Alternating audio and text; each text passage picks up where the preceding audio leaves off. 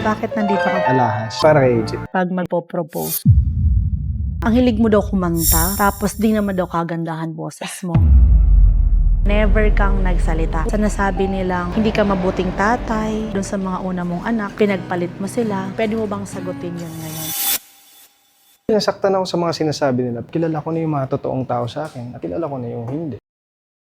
Sina Alas, Taxel, I have a limited time sa kanila. Ilan naging girlfriend mo before si AJ? Madami. She respects me. Ino-honor niya ako. Nagsasubmit siya sa akin. Sa past niya. It's very far from reality. Kailangan niyang gawin dahil sa may anak siya. Naghiwalay na nga kami. Ilang buwan? Yung mga bata, kailangan mong sustentuhan. Kung gusto mo lumayas, sige, lumayas. Sino yung pinaka-favorite mong leading lady? Si Chris Bernal. Madaling araw, nakatayo kami. O, Kat, mutot ka. Put! Sabi niya, naman, bes. Bakit? Mutot ka eh. Hi, I'm Charo from Maddox Jewelry, your cheapest natural diamond supplier from the Philippines, trusted by many celebrities and known personalities. Another day, another diamond.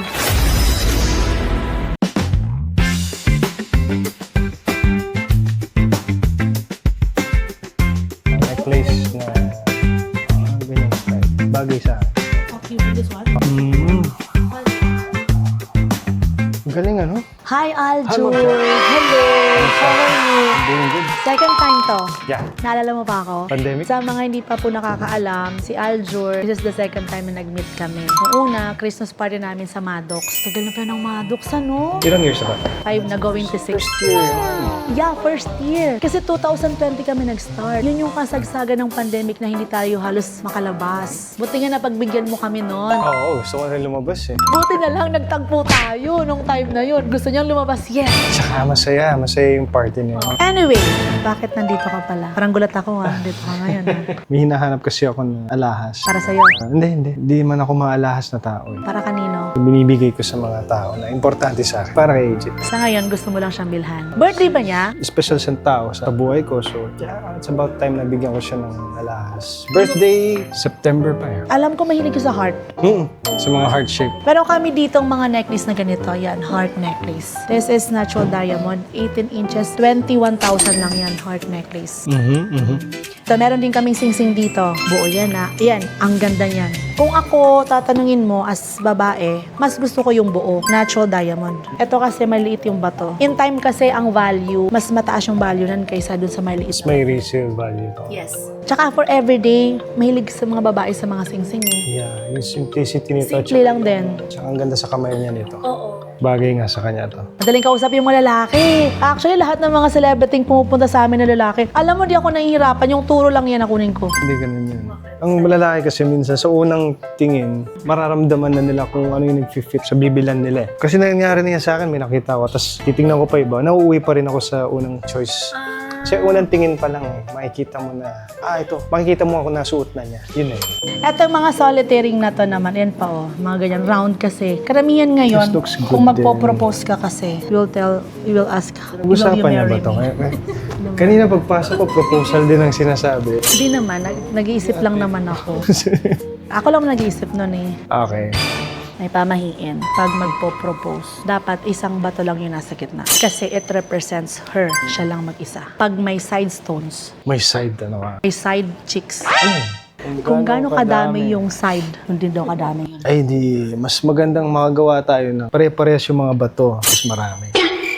Ibig sabihin, maraming version siya na nakikita mo. Mapagmahal, maalaga, makajos, masakripisyo. Kayo ang nag-iisip eh. So, ibang mga stone na magkakasing laki na marami. Sorry na.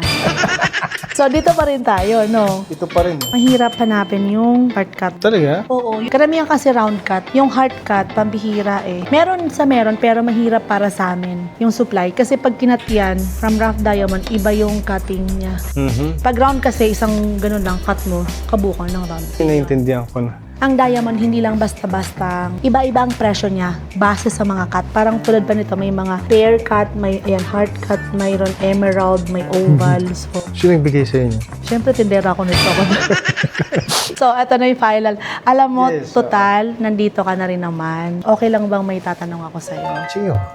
About sa'yo, about kay Miss AJ, about sa mga anak mo. Yeah. Binabash ka nila na ang hilig mo daw kumanta, tapos di naman daw kagandahan boses mo. Anong masasabi mo sa mga basher mo? Para sa akin kasi, ang opinion ng tao, sa kanila yan eh. Nag-start yan dun sa biblical yun eh, sa Matthew. Sabi dun, meron binigyan yung Diyos na Gift? sabihin na natin gift. Sa isang tao nagbigay siya ng 5, sa isang tao nagbigay siya ng 3 or 2, sa isa nagbigay siya ng 1. Yung 5, binalikan niya after a time. Binalik ng taong yung 10 na. Diba? Nanganak. Yung 3, binalik niya 6 na. Pwedeng malito yung sa bilang ko pero tapos yung isa binigyan niya ng 1. Nadodoble. Oo, yung isang binigyan niya, ang ginawa, binaon lang sa lupa. Tapos nung binalikan na siya ng Diyos, binalik sa kanya 1 lang. So tinanong siya, bakit 1 lang? Takot ako sabi ng...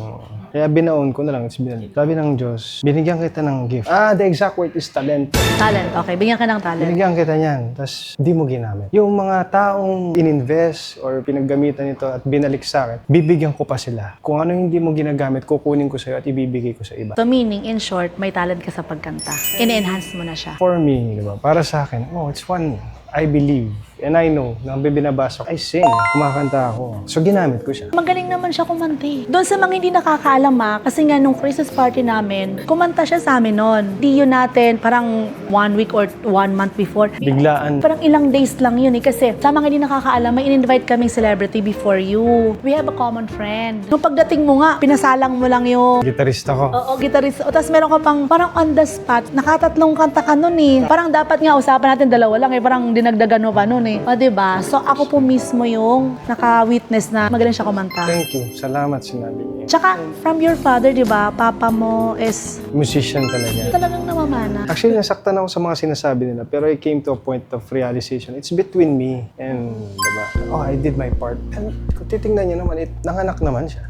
Diba? Si Coco, diba? Sinuportahan niya pa. Si Coco Martin sa covers.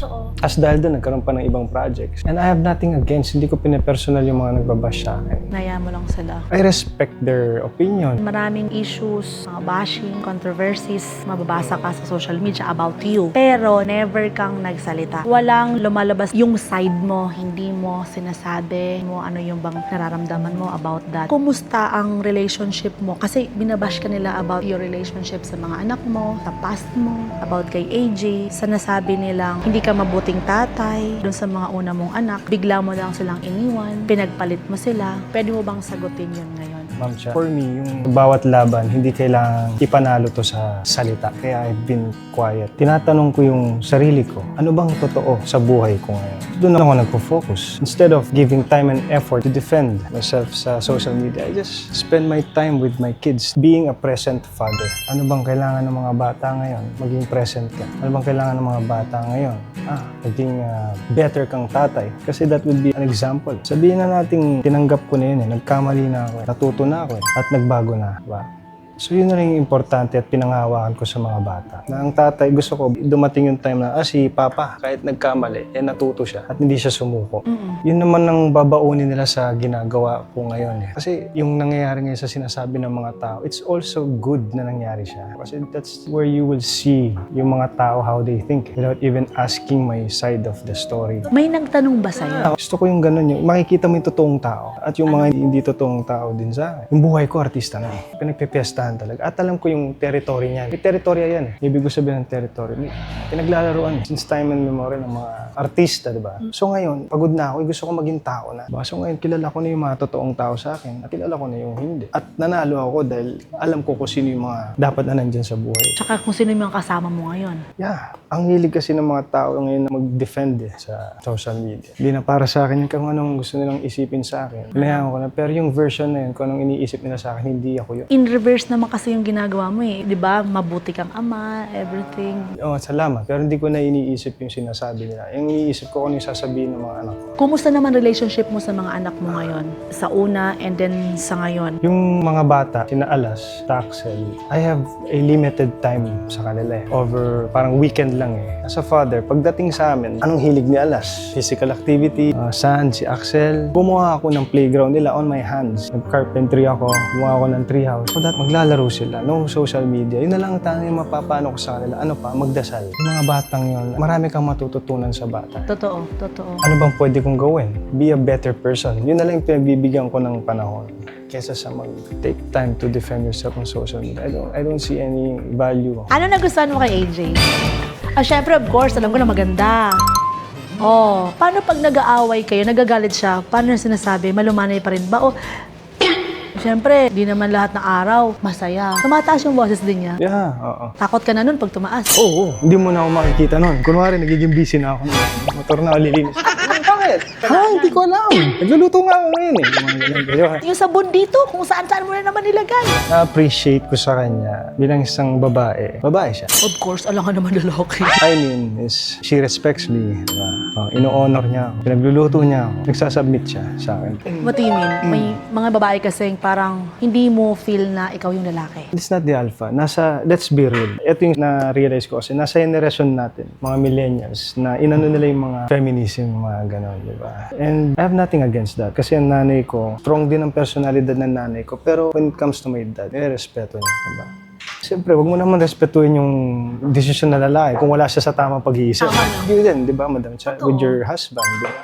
I can see yung relationship niya, di ba? Ganun. So, yun yung nagustuhan ko sa kanya. Di ba, yung sa past niya, doon sa mga nagawa niyang pelikula dati, it's very far from reality. Actually, totoo. Mga tao naman nagkakamali, eh, di ba? Yung mga past na pelikula niya, malayo sa pagkatao niya. Mga pelikula niya, mga sexy movies. Kailangan niyang gawin siguro yung dati dahil sa may anak siya. Wala ka pa nun sa buhay niya, di ba? Wala pa. Tsaka nakilala ko siya, hindi ko pa alam yung ginagawa niyang yun. At nakilala ko siya na kung sino siya. Doon mo siya nagustuhan din. Sa akin kasi may mga sinasabi, iba yung imahe mo, pero alam mo sa sarili mo na iba ka. May mga tao naman ang ganda ng imahe, pero sa totoong buhay, hindi naman. We can all agree to that. Tama? Anong pinag-aawayan niyo ni AJ? Marami.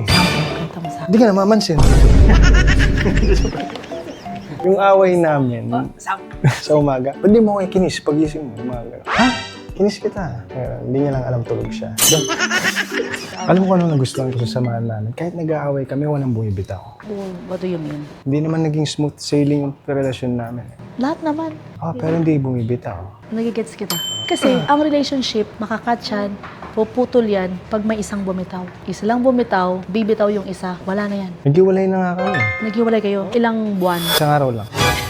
Umalis yan, dala yung maleta niya kasama yung mga bata. Nag-away kami. Tapos talaya siya. Sabi niya, mag-usap tayo. Sabi niya, bakit? Yung mga bata, kailangan mong sustentuhan. Bakit? Kasi magtitira kami. Hindi, okay sila dito eh. Okay sila dito, may tirahan sila dito. Ganun kami mag-away. Sige, lumayas. Pinalayas mo? Ayaw kasi na lumayas. Ikaw nagsabing lumayas ka? Hindi ko sinabi lumayas. Sabi ko, kung gusto mo lumayas, sige, lumayas. Ganun din naman yun. Ayun nga. Tapos, Mamaya tinatawag ko, nasaan ka? Dito ako. O sige, kumusta dyan? Ito, yung mga bata, naglalaro. Sige, ganda nga. Tapos tatawag siya. Puntahan mo kami. Sige, bukas. Magdadala akong pagkain. Overnight na, pag kinabukasan, pupunta na ako. Sa yung mga bata, ganyan. Suwi na siya.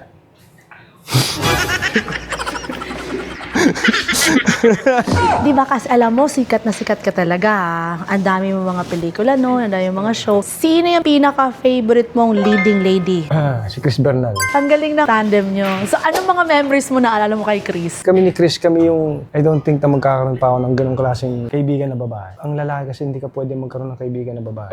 Lahay naman. Experience ko kasi, lagi may nade-develop eh. Sa lahat ng mga nakaklose mo sa showbiz na mga babae, kapwa mo celebrity, naging girlfriend mo. Not exactly naging sa showbiz, pero yung may kaibigan ka, may kausap kang kaibigan. May na-in-love eh. May in love sa'yo. Talaga, pero si Bernal, kaming dalawa, talagang wala talaga. Tropa. Tropa talaga. Di po nagkikita kami sa sets.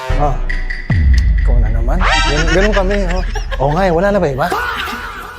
Araw-araw yun Tapos mamaya matatapos na yung araw. Ay, bumati na ba ako sa'yo? Hindi pa. Kalimutan mo yun. Pero alam mo yun, araw-araw kami magkasama. Tapos kahit lumipas yung panahon, ganun pa rin pa nagkita kami. Paligid na kayo. Yung taon namin na parang 18, 19, 20, yung 20s na. How many years kayo nagsama talaga? Tagal.